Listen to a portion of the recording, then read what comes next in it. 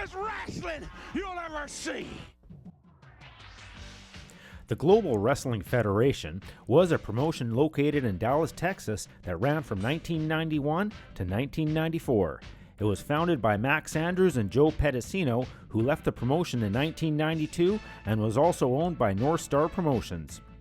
It was initially intended to fill the huge void left in Dallas, Texas when the USWA stopped running shows in the area. In the 2011 Beecher Report, GWF ranked number 24 on the list of 25 worst professional wrestling promotions in history. Its shows ran on the ESPN network 5 days a week with new matches every day, and usually filmed at the legendary Sportatorium in Dallas. It was the last promotion to be aired on the ESPN network. In August of 2013, ESPN Classic announced it would begin airing reruns. The last show of its original run aired on September 25, 1994. This is the untold story of the Global Wrestling Federation.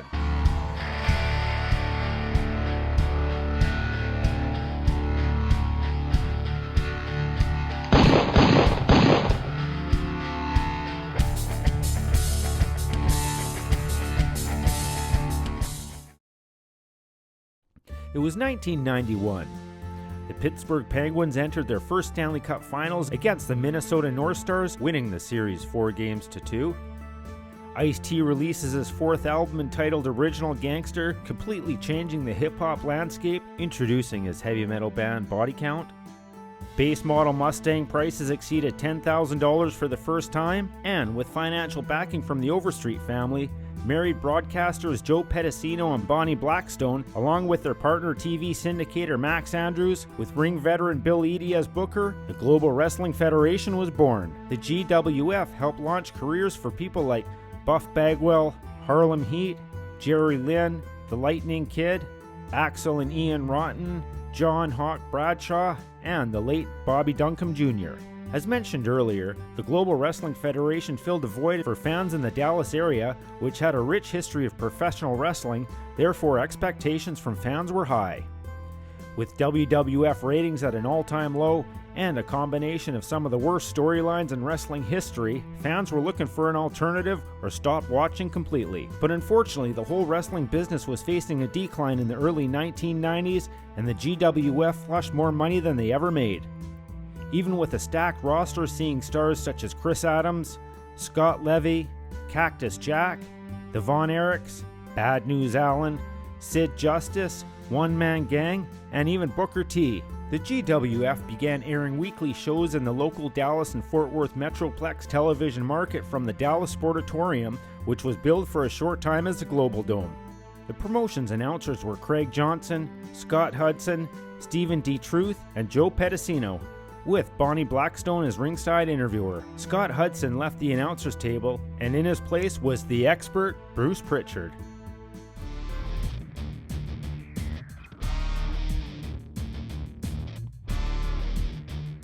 The Cartel was the first stable formed in GWF in 1991. It consisted of Cactus Jack, Scotty Anthony, Rip Rogers, and Muppet Singh.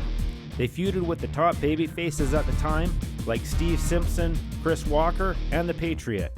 Rogers was a spokesperson for the group and did most of their interviews. They talked about having a boss, but would not name him. After a few months of this, they named the boss as GWF Commissioner Max Andrews, and then the stable disbanded. The original GWF was notable for many of its wrestling broadcast innovations. Most importantly, the acknowledgement of other promotions within its broadcast, including past promotions such as World Class Championship Wrestling. Competitors' former championships were mentioned, as were departures of wrestlers to other promotions. The promotion also aired behind-the-scenes footage and news segments with features from around the sport. Following a massive cutback of budget, Pedicino and Johnson left the promotion. Due to a pay dispute, Booker Eddie Gilbert and his brother Doug, working under a mask as a Dark Patriot, left the GWF in 1992. Eddie Gilbert took with him the GWF North American Heavyweight Championship belt. He defended the title a few times in the United States Wrestling Association as the GWF World Heavyweight Champion, despite being stripped of the belt and not being recognized as champion by the GWF. In In the wake of this temporary fold, the promotional rights to the GWF were purchased by North Star Promotions, which was formed by Gray Pearson, Robert Keeler, and Wayne Whitworth. Soon after, many former world-class championship wrestling stars began appearing, including Chris Adams, Kerry Von Erich, and Iceman Parsons. Doyle King, David Webb, and other guest announcers, including former world-class announcers Bill Mercer and Mark Lowrance, were brought in as the show became more of a theatrical presentation. Mercer, a veteran of sportatorium wrestling since the 1950s, hosted a weekly segment on many memorable events that took place in the Dallas area. The local television show boasted that it was also being aired over a fictitious global television network, as North Star introduced many interesting and bizarre characters. In one of its most interesting angles, GWF hired a psychiatrist for the wrestlers who was actually Dr. Alan Sachs, a political science professor at the nearby University of Texas at Arlington. One angle at the time included the world's first bungee match, in which Stephen Dane wrestled against Chaz Taylor 150 feet in the air in a cage. The winner was Chaz Taylor, who knocked Steve Dane out of the cage. After the match, Maniac Mike Davis attached himself to the bungee cord and was launched into the night sky. When he landed back onto the ground, he claimed he had launched himself to the moon and returned to Earth with a moon rock. Another storyline involved Cecil Fielder, who was billed as the first two-sport athlete in baseball and professional wrestling, even though he didn't even wrestle.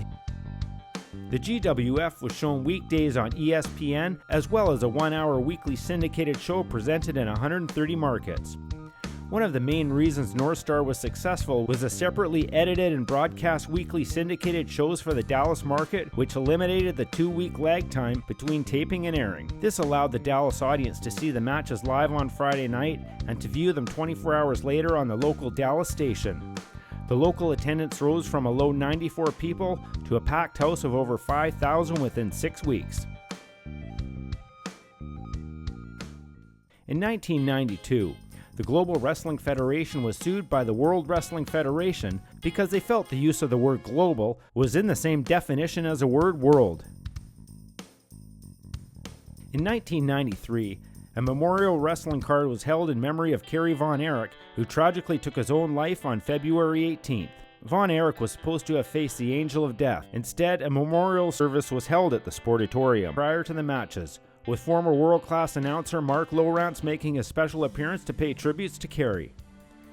The following April, a memorial tribute card was held at the Dallas Sportatorium, featuring many former world-class wrestlers, referees, and other officials. The main event was between the Freebirds and Kevin Von Erich and Chris Adams, with Skandor Akbar in Hayes and Roberts' corner. And his last appearance in a professional wrestling match, Fritz Von Erich was in Chris and Kevin's corner. The match ended with Kevin applying the claw on Roberts for the win, while Fritz applied the Iron Claw on Skandor Akbar. Adams, meanwhile, was ganged up by Hayes, and Rod Price, with David Sheldon, came in to save Adams. Sid Vicious and Booker T also competed on the memorial card.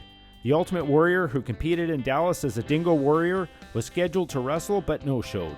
Bill Mercer, Mark Lowrance, Dave Manning, and Bronco Lubitsch were among the many world-class officials and personalities who appeared on the memorial card. Manning officiated Kerry's 1984 NWA World Title match against Ric Flair at Texas Stadium nearly 9 years earlier.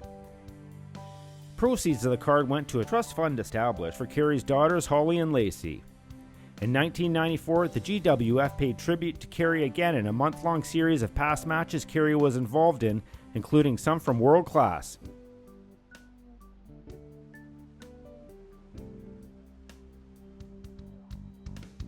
Afterwards, the Federation centered mostly on Chris Adams, who ran his wrestling school and was working a feud with both Rod Price and Iceman Parsons, and also assisted in booking various matches. During one 1993 match, Adams accidentally tore the hair weave off of Price, resulting in stitches on his head.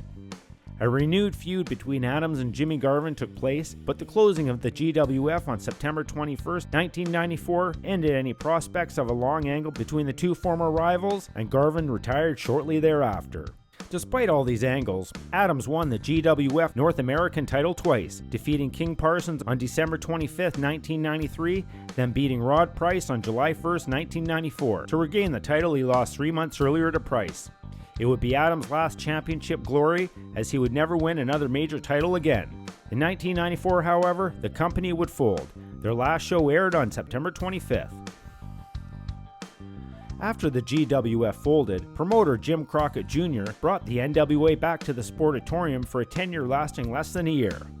After several other attempts to keep wrestling going, the Sportatorium was demolished in 2003. ESPN still holds the rights to the GWF library and airs episodes on the ESPN Classic.